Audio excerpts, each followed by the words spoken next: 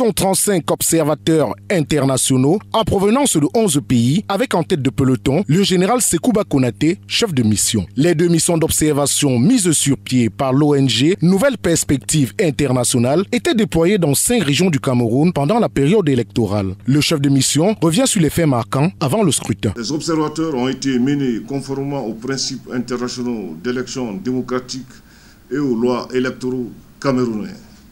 La mission a également rencontré des responsables du ministère de l'administration territoriale, des CAM, des représentants de partis politiques, ainsi que des observateurs de l'Union africaine et de la CAC.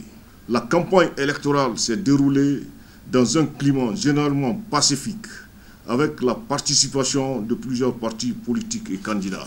Le jour du scrutin, les observateurs internationaux ont couvert un total de 1430 bureaux de vote et leur constat est sans équivoque. Les bureaux ont ouvert majoritairement à l'heure prévue à 6h00.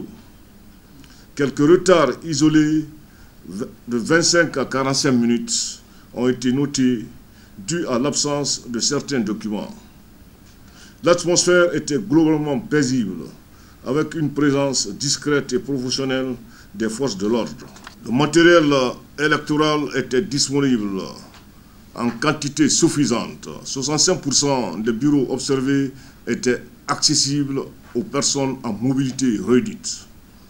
Les électeurs ont été identifiés et ont voté dans le respect du secret de vote. Et au chef de mission de poursuivre. La mission MP6 internationale salue le patriotisme et le comportement pacifique des électeurs et des parties prenantes.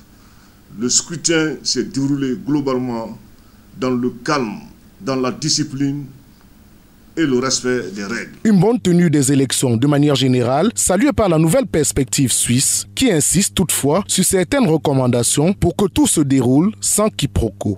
Garantir l'accessibilité des bureaux pour les personnes en mobilité réduite. 2. Renforcer les capacités des agents électoraux sur les procédures de vote et le cadre légal. 3.